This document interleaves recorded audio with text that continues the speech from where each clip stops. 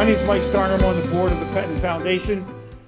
We have a number of our board members here today, so I thank everybody for their support in pulling this together. The foundation helps support the scholarship. Scholarships we give out each and every year. This year we have a couple of speakers from the 84-85 undefeated teams from CB West. Give them a nice round of applause. First speaker tonight, if you would, Mike Rattigan, please come on up. Thanks.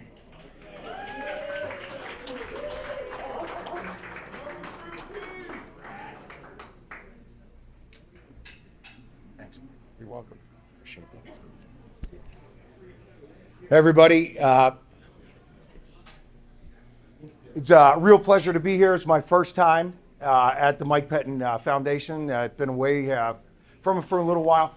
I want to thank the organizers for inviting me to speak here tonight. It's a real honor. I've spent some time, I think, over the last series of weeks, just thinking about Coach Pettine and thinking about things, right? But in the spirit of Coach, I was asked to speak tonight about what Coach Pettine meant to me. And so I guess the right place to start that is with family, right? Coach would have always started with family. So, by the way, just from a style perspective, right? I was the athlete that was always fired up. And I mean, if tears were coming out of my eyes, I was ready to hit you. So if that happens to me tonight, when I get a little bit excited through the speech, you understand why. And I make a commitment to not to hit anything here tonight. But just, to go back and think about family, my beautiful wife, Kelly's here. My children, Kayla and Corey, are here. My mom and dad are around. My brother, we're lucky he's not here. But when I think about influencers in my life, and I think about my wife and my children and my mom and my dad and my brother, I think about Dick Beck, and I think about Mike Carey and Mike Pettine. And so, when I think about those influencers, I go back, I think about a lot of things over time. I've learned something recently from my children, right? So recently I got back into the game of football. I started coaching my 10-year-old son, Corey, at Lenape Valley, and I started learning a little bit more about the game, just come back to it and the excitement of the game. The other night, maybe 3 weeks ago, I'm sitting around and I'm thinking about this speech, and my daughter, Kayla, is a great athlete, very focused on athletics, and she's got this piece of paper on the table, and it says, good coaches make adjustments and win games, right? Great coaches change a life. Right, think about that. So, recently I've learned from my kids, right? As we think as adults, a little bit about BC, right? Not Boston College, but BC, right before Christ, a measurement in time. There's a new measurement in time that this youth and this new generation has. It's called BD, right? It stands for before dirt, right? So when I start talking to my kids, they say to me, wait, Dad, if you're going to talk about the 1980s, that's fine. But don't go any earlier than the 1980s. I mean, that's before dirt. I mean, don't start talking to us about stuff from back before dirt. Nice to be here with a crowd tonight that understands a little bit of that time. I want to talk a little bit about that time and take a walk through it from my perspective, from a football perspective, in a minute. Before we do that and we go back and take a look through time, that I want to talk about some principles that Coach instilled in me and my brother and a lot of athletes, and they're proven over time. They're irrespective of the 60s, 80s, 2000, 2023, they're consistent, right? So be competitive, right? Demand excellence, work hard, right? Play smart and focused and play to win, right? These are principles that Coach started to instill in us, and we've used them at different levels, right? Some of us have used them as an athlete, some in business and in life, right? So let me just take a step back and walk through time with you for just a second, and please indulge me, right? So my mom came from a single parent family. Her father was a construction worker, foreman in the construction worker, iron workers union. He was tough, right? So my mom was just tough. My father, there's something that we don't talk about in the modern generations, was the first to go to university. And anybody in our families on both sides, we were blue collar people. He was the first to go to college, right? My dad was driven, right? My dad was driven to be competitive and work hard and demand excellence, right? And play smart. Think about those two things that I just said to you, right? So my parents had me when they were 19. I grew up in a household. I mean, think about two principles that I just mentioned here to this group, right? Be tough and be driven, right? That was Coach Pettine. So when we take a step back and think about, the words that are on the board and all of the different things that some of us remember and that we acknowledge with Coach Pettine, he was tough and he was driven, right? I came from an environment as a child where it was tough and you were driven or you were going to get thrown out of the house, right? I mean, that times were different back then, right? So all of a sudden, to me, when I think about my influencers, people started converging in. I swore back in those times that my father and Coach Pettine were talking behind my back. But let's just take a step back. So as a child, I grew up in Upper Moreland. And, going back in time, I'm going to pick a year, 1975, right? I was living in Upper Moreland with my brother. We were involved with this family called the Perkins family. And so they had like 13 kids. And one of the kids played at Archbishop Wood. And we, as a family, we were always into sports. Remember watching the Eagles, watching the Super Bowl. My dad, my mom were always, promoting sports. But all of a sudden, the kid that we knew from the Perkins family, imagine this, right? No cable TV, no streaming. All we had, if a football game wasn't on NBC, CBS, or ABC, it wasn't being broadcast in 1975, right? There was a kid up the street from the Perkins family playing for Archbishop Wood in the Philadelphia Catholic League Championship on CBS TV. And I remember sitting in the room with my brother, right? I mean, I was probably 8 years old. And the dream started. I mean, for me, I was going to play on the TV, right? I was going to play football on the TV. So in 76, my parents, moved up to Warrenton, and in April of 1976. And so November of 1976, I was 9 years old. My dad took my brother and I to the first CB East, CB West game. I still say it wrong. Everybody says it wrong. I mean, north, south, east, west, we all get it. It's not the CB East, CB West game. It's the CB West, CB East game, right? It's the CB West, CB East game, just to get things straight. So I remember, I'll never forget it. And as a young boy, I was 9 years old. We walked into that stadium, and the voice, right? There was a coach that went walking by with this team in black and gold, and his voice, right? There was just like intensity, right? So, by the way, just to take a step back, and probably a lot of you guys a lot of people in the room recognize this better than I do, but the place was a zoo, right? I mean, it was 1976. They broke all the safety codes. There was people on the top of the building of War Memorial Field. There was people hanging off the stands. I mean, it was a different world back then, right? So there's two things that I remember. The place was a zoo, and there was this voice that went walking by with the team, right? It started a dream, right? In my head, that was the guy that was going to put me on the TV on the football field, right? I'm 9 years old. So time, moves on. CB West won that day, right? Only lost twice to CB East. We understand that. That day was 20-0.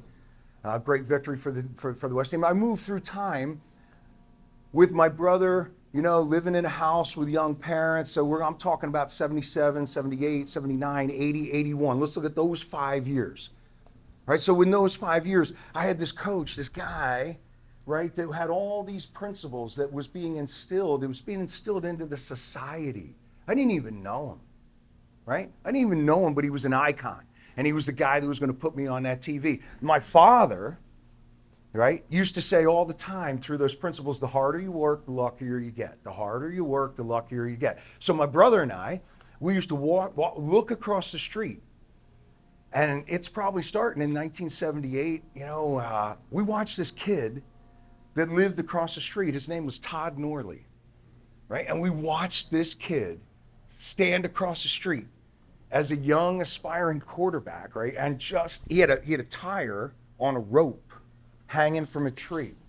And his brother Walt Norley, who played at Germantown Academy and went on to be a quarterback at Georgia, would sit there and push the tire. Right? Now here's Todd Norley taking the ball, rolling out just like Pettine would tell him to do, attack the corner, and he was rifling that ball through the tire. Right? I mean, working hard every day. Every day that kid was out there playing football, working hard.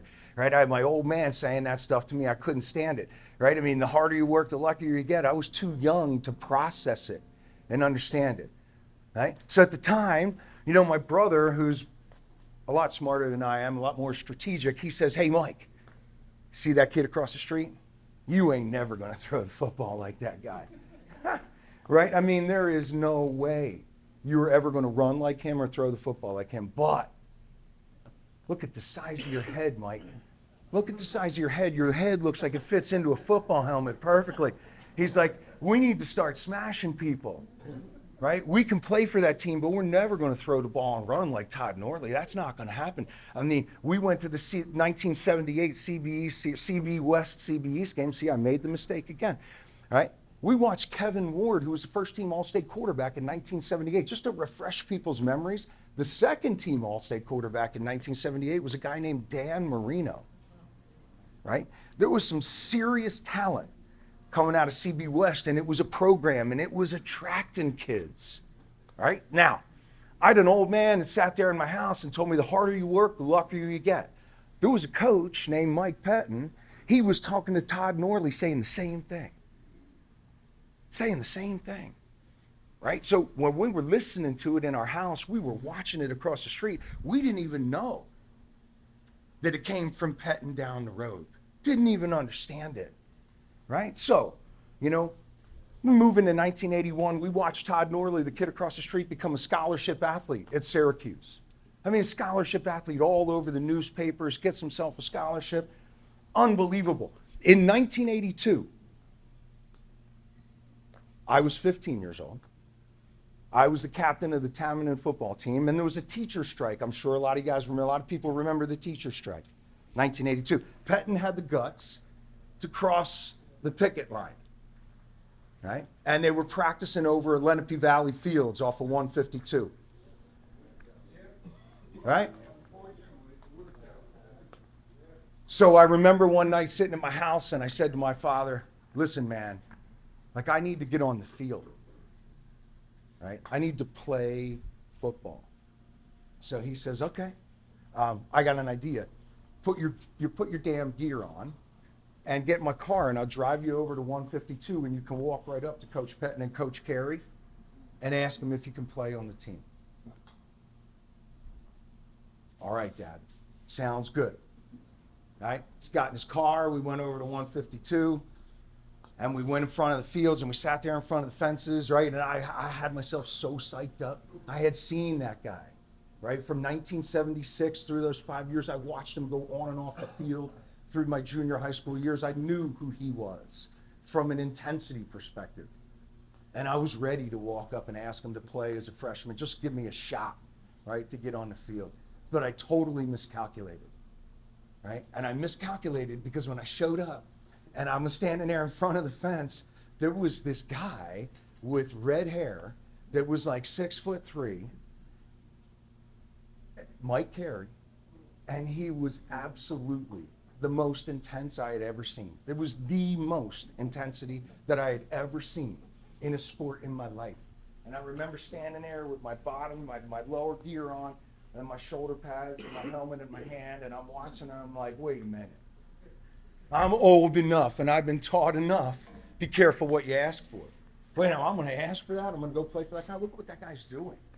And he's punching kids, pushing kids, screaming at kids, right? And doing it in the spirit of playing the game, right? He would grab a kid and say, "Watch me do this. I'm going to kick this guy's butt so you understand how to play the game." I couldn't do it. So when we think about coaching, we've thought about the challenge, right? The challenge system, you know, challenge yourself, challenge others. I failed the challenge that day. I stood there in front of that fence, and I went back to my father's car and I said, "Listen, man, I don't know. I don't know. I mean, Coach Pettine, I could approach him. But the guy with the red hair is literally going to kick my ass. Like, I don't know. I don't know, Dad. So my father, my parents never pushed me in the sport. They let me push it. Fine. His answer was no problem. Your decision. Let's go home. So 1983, the following year, I joined as a sophomore at CB West, and I had the fortune, and I'm going to be controversial here, but I'm going to talk a little bit about it in detail in just a minute or two. But I had a chance to meet the best CB West football player of all time. Right? The best football player at CB West to ever wear the black and gold. His name was Dick Beck. Right? And Dick was the only guy with the confidence and the guts to actually make fun of Coach Pettine and make fun of his voice right in front of him. Dick could care less if Coach Pettine heard him. But Dick was going to make fun of him. And so I had a touch point with another influencer in my life. I just went through my mom, my dad, my wife, my kids, my brother. I'm going to get to him in a second. Right? And Dick Beck and Mike Carey. Taking a step back to my brother. Back in the day, right, when he said, look, Mike, you're never going to throw that football like Todd Norley, but I got an idea. Here's what we're going to do, right? Because Mom and Dad, they're not going to like this. We're going to take the furniture and we're going to push it over the door so that they can't open the door. And then we'll take the bed in the room and we'll turn it sideways, right? It was a double bed. And you get 1, 2, 3 steps back. The pillow is the football, right? And it's mono a mono ball, Mike. This is how we're going to get tough. We started this when we were like 13 years old. We're watching Todd Norley across the street. We couldn't throw the football like him. We were going to smash people. So we started playing mono a mono football in our bedroom. Run across. You got 3 steps and you got to leap across the bed. No helmet, no pads. Smash. Right? That's my brother. My brother is a very important influencer in this story, right? And when I take a step back and talk about tough people and smart people, he might be the smartest and toughest of them all. But it moved from 1983 to 1984, and we're here to celebrate this 1984 team. I had a chance to start at CB West. Right? I had a chance to be involved in a team that became a winner. I won the Trenchman Award 2 times in the first 4 weeks in 1984. It was a big season. Because on October 1st of 1984, Todd Norley, the kid across the street that provided the motivation, went on national TV as the quarterback of Syracuse University, and he beat the Nebraska Cornhuskers, ranked #1 in the nation. He beat them 17-9. Right? He got carried off the field by 10,000 people. So for me, as an athlete, when I take a step back and think about the dream to get on and play on TV and meeting Coach Pettine and moving through time, all of a sudden this became real. So at the end of the 84 season, great teammates. I mean, just unbelievable. You see some of these guys here. I mean, look at John Wozniak and Brad Keel and Chris Hackley. I mean, people don't understand why we were good then. These guys were great football players. And so at the end of the season, at the East-West game, I was the last guy out of the locker room. Right? Last guy out of the locker room. And I thought I had a good season as a junior.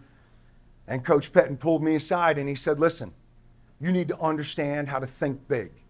Right? No matter what happens, Mike, with the all-league or the ratings, you need to start focusing on being all-state. You need to think about being an All-American. You watched Todd Norley on TV a couple of months ago, right? In October, I said, yes, sir, you can do that. So all of a sudden, the think big became real. In 84 and 85, I had a chance in 85 to play with a great team. But I'm going to take one step back to that controversy. Right? You can call it 1984 or you can call it 1985.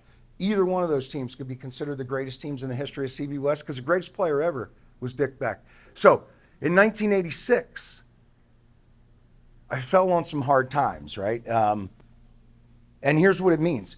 I went to Boston College and I got selected to be the scout team center. I was the first team center to play against the defense, right? So we got about 2 weeks into that and I had to talk to Coach Pettine. I called the house, never forget the number, right? 215-6, right? Never forget his number. I always called his number. I said, Mrs. Pettine, I need to talk to Coach tonight. Well, Mike, it's camp and he's busy. I said, I need to talk to Coach tonight. All right, so I got him on the phone and he says, Michael, what's the problem?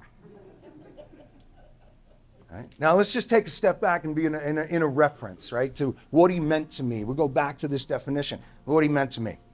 Right? I told you what he meant to me in 1976. This is 10 years later, in September of 1986, not exactly 10 years later. I said to him, listen, coach, here's the deal. I got selected to be the first team center here on the scout team.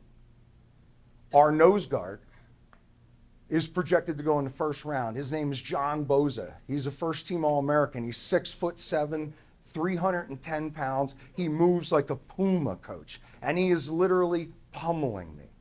Like he's picking me up and throwing me like a rag doll.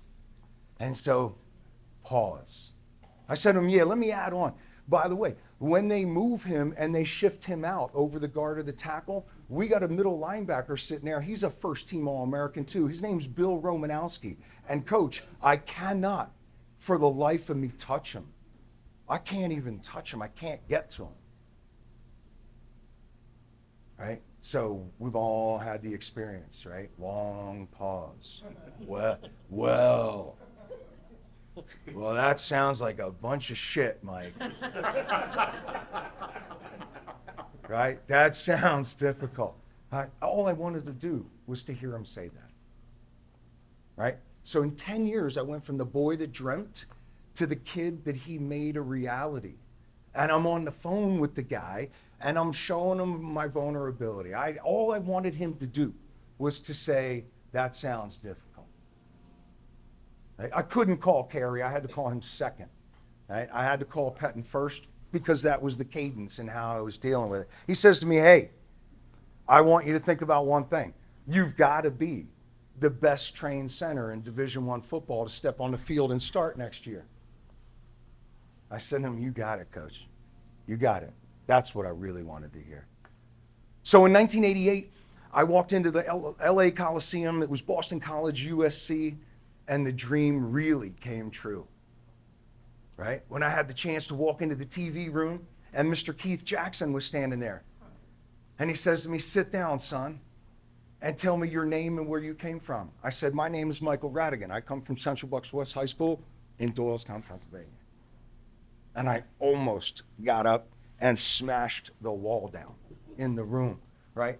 Coach had put me there. He made it happen. In 1988, the team of All-American defensive linemen and All-American linebackers, they started talking about Dick Beck to me. They started pulling me in and saying, watch this guy. Holy wow, Mike. What are we supposed to do against this guy? I mean, what are we supposed to do? He's going to crush the nose guard. He's going to get to the middle linebacker. I mean, anybody in here that questions whether or not Dick Beck is the greatest player to ever play the game at CB West, I'll talk with you from a PhD dissertation level. Right? That's when All-American football players brought me into a room. Every other player in the country that they played against, from Notre Dame, from Pitt, from Penn State, they didn't talk about any of them. But when Temple came into town, they spent 2 weeks talking about him before because they knew that Dick was going to get to him and beat him. So listen, when I take a step back and think about Coach, a lot of things over the years, right? A lot of things over the years. In 2017, right as Coach had passed away, the second wealthiest family in America had put serious investments into healthcare technologies, and I found myself in a business position to be fortunate enough to be recruited. And they told me I was one of 5, and it was going to be a really grueling interview process. Right? And so it was going on, and we got to round 3, and they brought in some of the big shots from the family, right? I mean, these are serious business people. They're all about making money. And they said to me, hey, you're going to be the job, and you're going to run this thing. Tell us what you're going to do. And I started talking about that. And I started talking about what I talked about earlier, right? We're going to be competitive. We're going to work hard. We're going to demand excellence. We're going to play with intensity, right? And in the middle of the interview process, they picked up and said, hey, we're done. We're done. That's embarrassing. And then they just shut the thing down right in front of me. Like, I guess I didn't get the job. That guy comes back in the room. He says, look, I just shut the entire process down. We don't operate for money, right? We operate on principles. We've never had anybody come in here and talk about principles like that. So listen, as adults, all of us, no matter how old we are, no matter how young we are, no matter where you are in life, These things that I talked about tonight, these experiences that we have with Coach Pettine, make them real. Take them, pass them along. Help others to help themselves, right? This is the kind of stuff that changes lives. Like my daughter had on a piece of paper, right? Good coaches win games, great coaches change lives. Thank you for the opportunity to speak here today. Thank you. Thank you very much.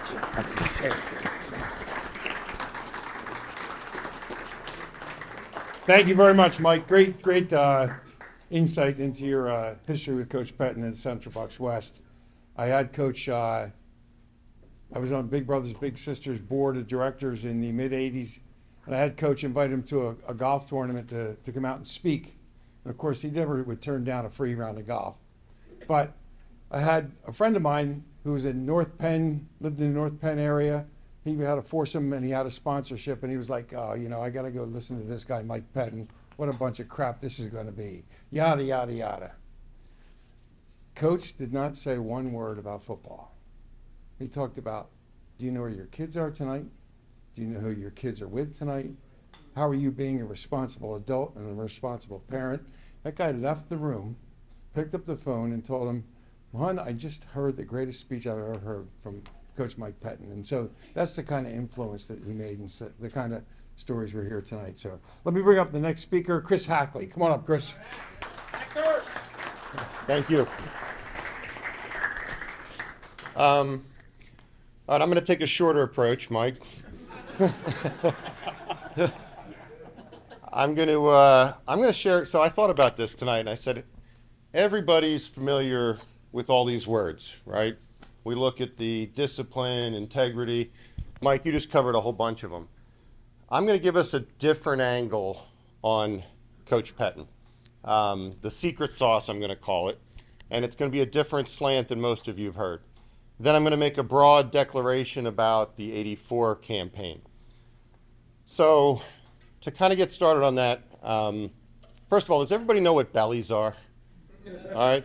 So just for the couple that don't, I could hurt myself now though. All right. So when you did something wrong and Coach Pettine would scream at you, what did that sound like? You horse's ass, Hackley!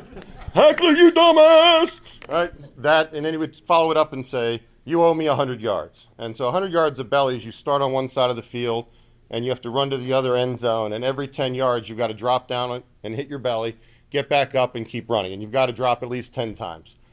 So when you got in trouble, you were given bellies. I have the dubious honor of having been given more bellies than almost any player in Central Bucks history.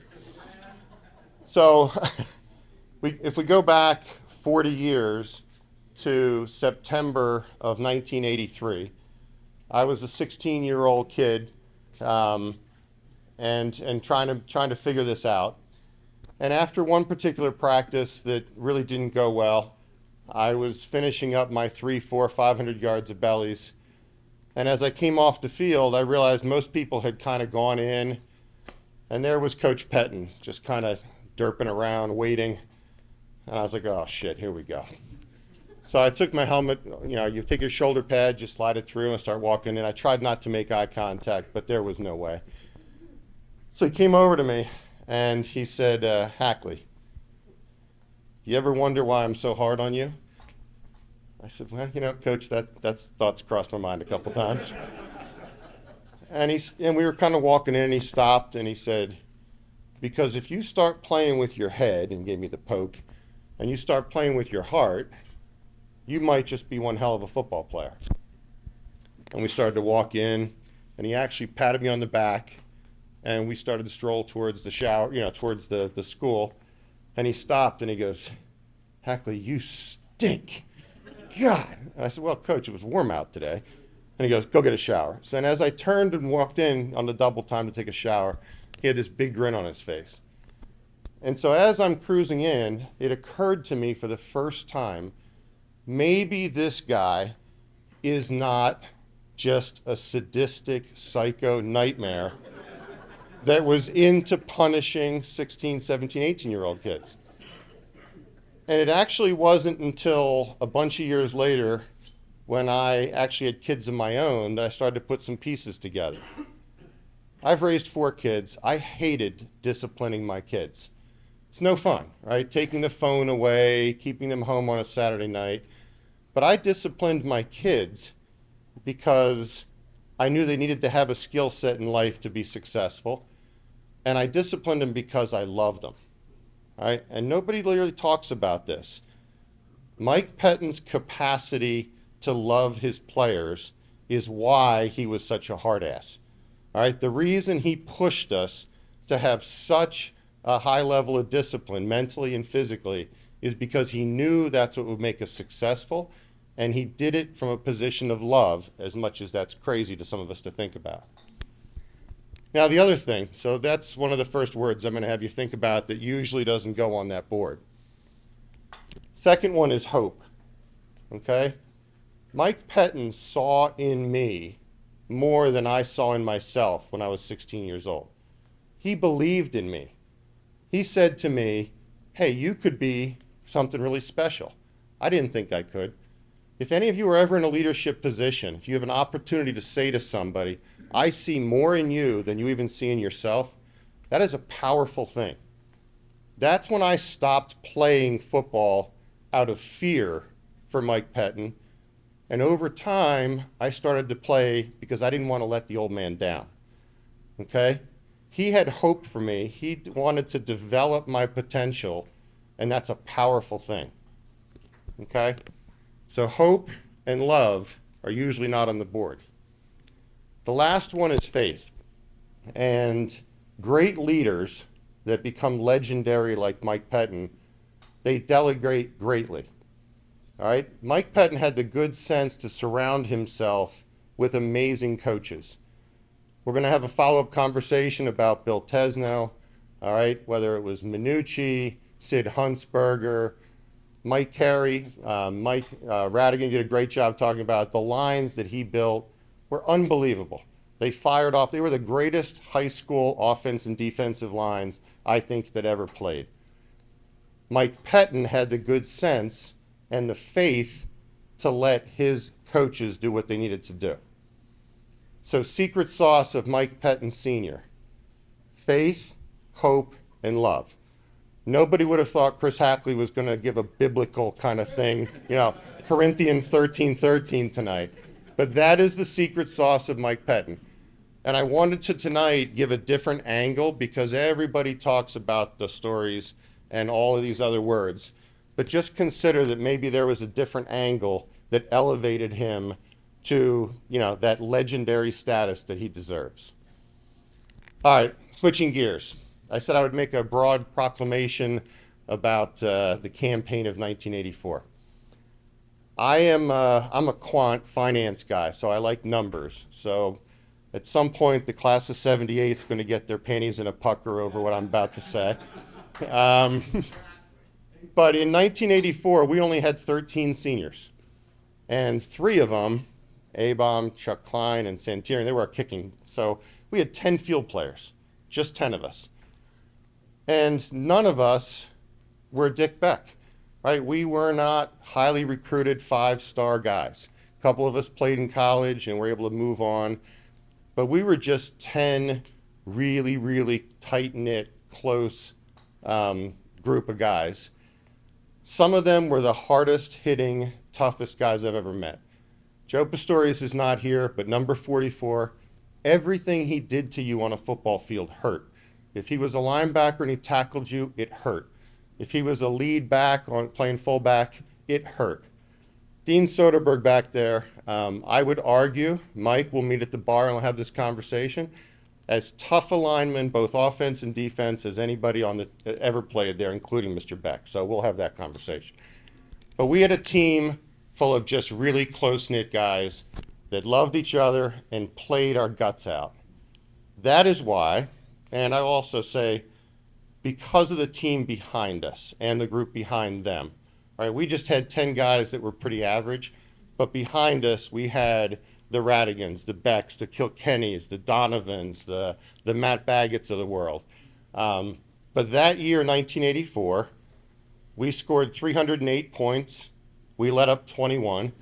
We ran off 8 consecutive shutouts, perfect 10-0 season, ranked number 1 in the state, number 10 in the United States. No team has ever done that, let alone with just 10 seniors. So that's my statement. 84 was the bomb diggity. Thank you for hearing me out, guys. Thank you very much. Yeah, thanks. Great job. Thanks. Great job, Chris. I'm sure you stirred a little pot controversy back there. We'll hear in future years some counters to that. The other thing on our menu tonight is a chance to just to honor Coach Bill Tesno. Bill passed away late December 2022. Everybody here had a relationship one way or another with Bill. I had a kind of a unique one. I grew up with Kathy and Bill and lived in the same community they did. And back then, there was no 202 bypass. There was a little 2-lane road that ran between the college and the barns with the cows in it for the college. And on every Friday night in the fall, you could hear the band and the players and the cheering just waffle through the trees. And one night Bill said to me, Bill was about 4 years older than I was. He said, come on, let's go to the game. So he took me to my first CB West football game. We walked all the way up 202 from down near Del Val College back in the day. But it's always held a special place in my heart. Let me bring up the next speaker to address and honor Bill. Jenny?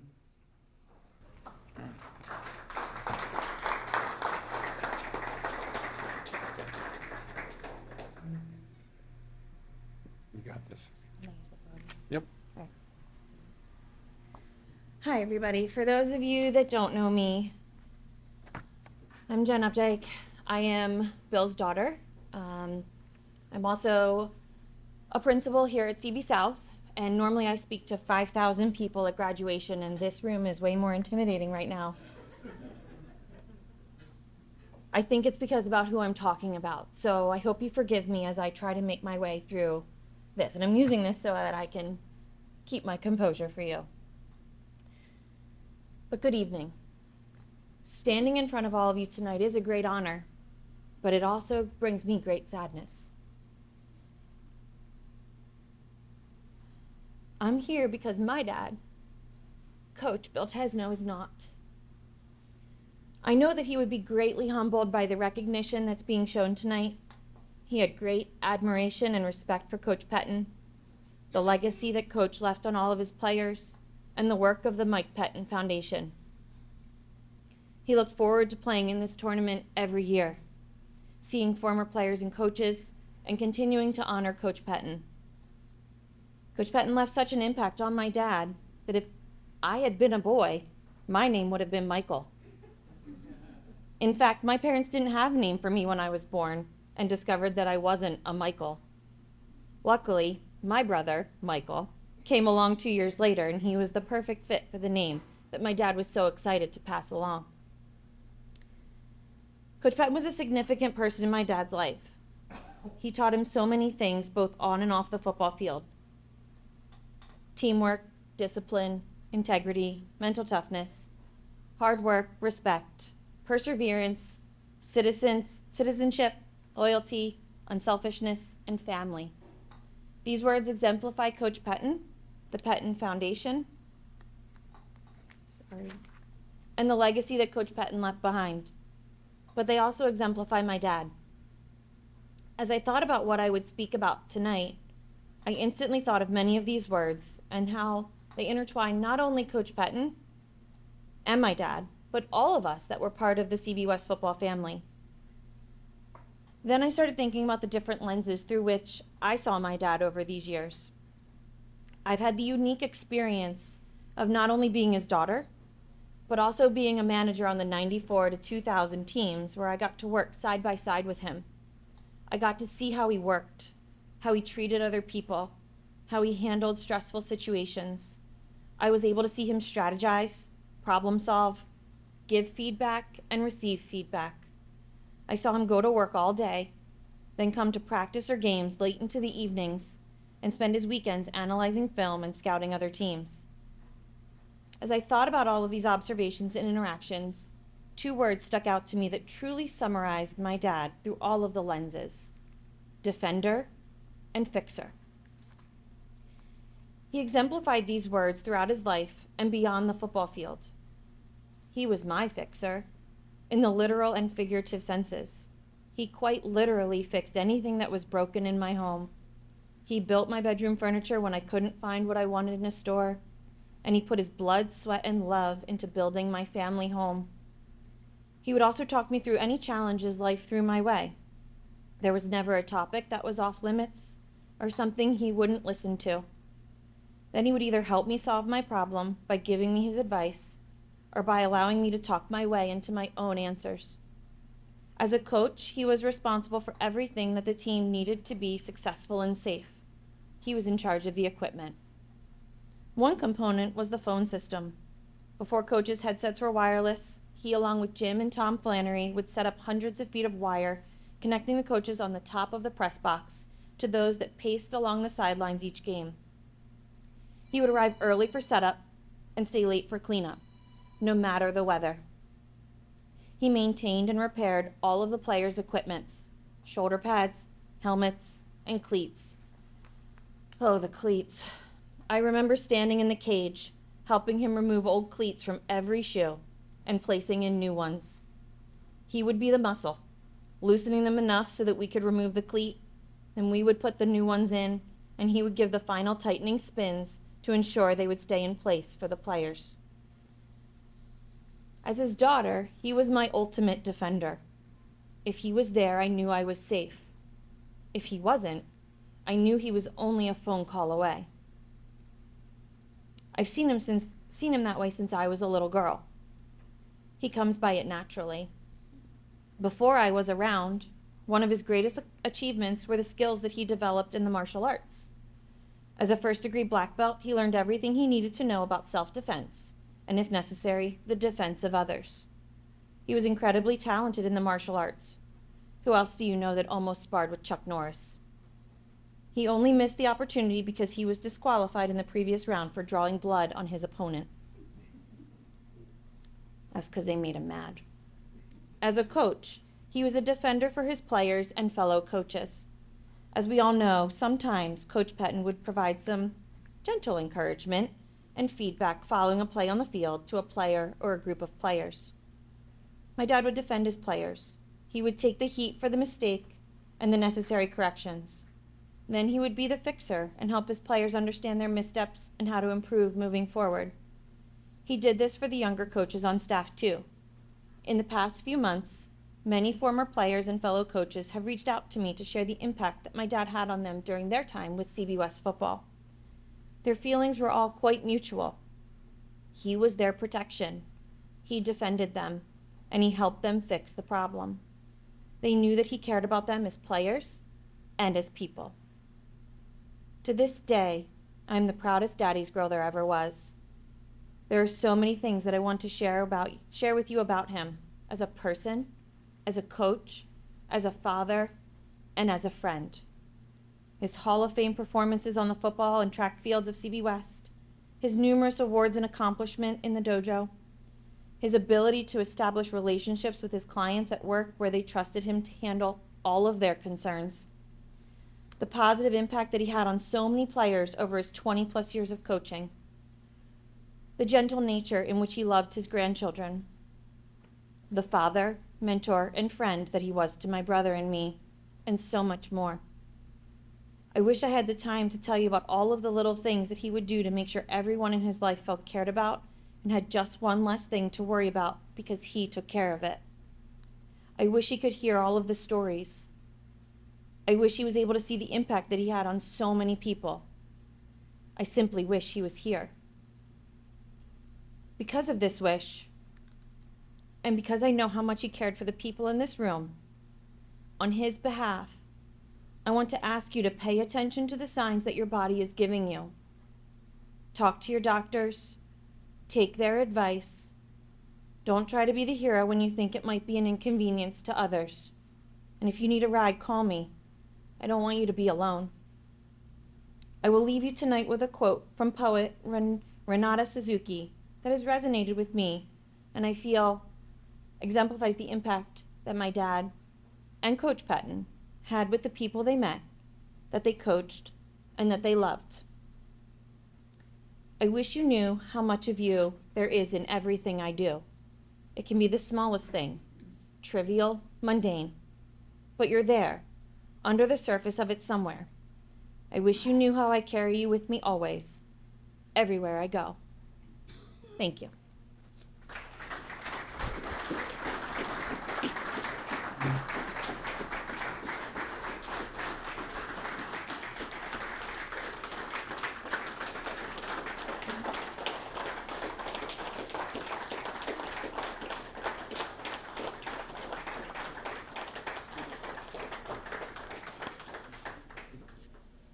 Thanks, Jenny. A couple things I'd like to just comment on. First of all, the folks here at Five Ponds did a great job. The course was in great shape. The service today was great. So if you get a chance, make sure you thank them when you get a chance. The other thing is that a little bit about the foundation. I'm going to call up Brian Hensal in a minute.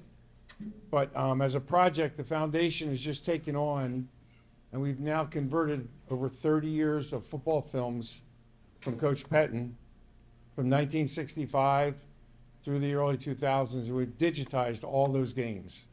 So they're in the process now of being uploaded to our YouTube page, and we're going to be able to start to promote the games that you guys all played in, be able to see them, be able to donate and help us with that project. But it's a really special thing that the foundation wanted to do. I'd like to ask Brian Hensal to come up and talk about the foundation.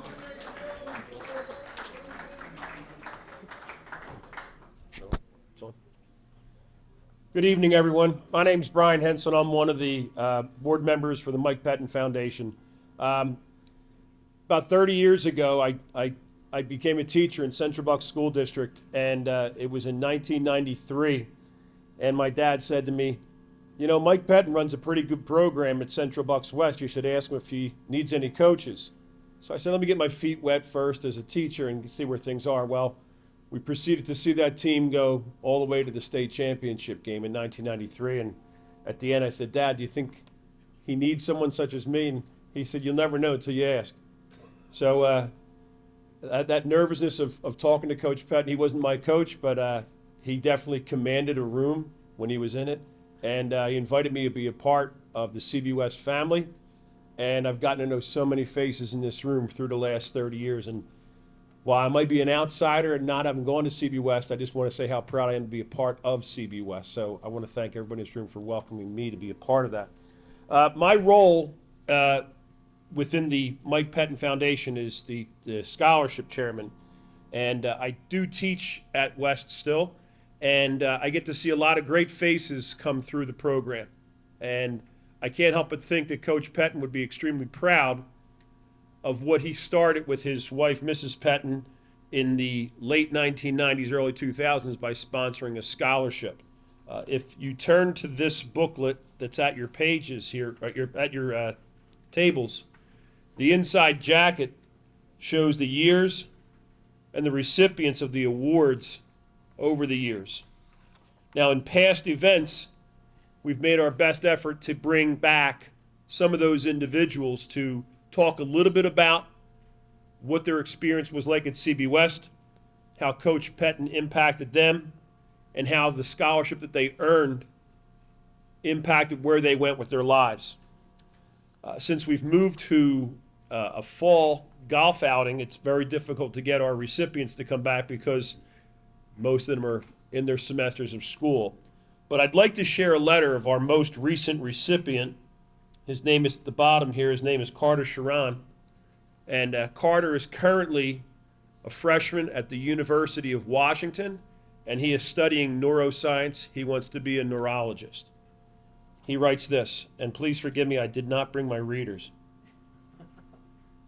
Dear Mike Pettine Memorial Scholarship Committee, I hope this letter finds you in good health and high spirits.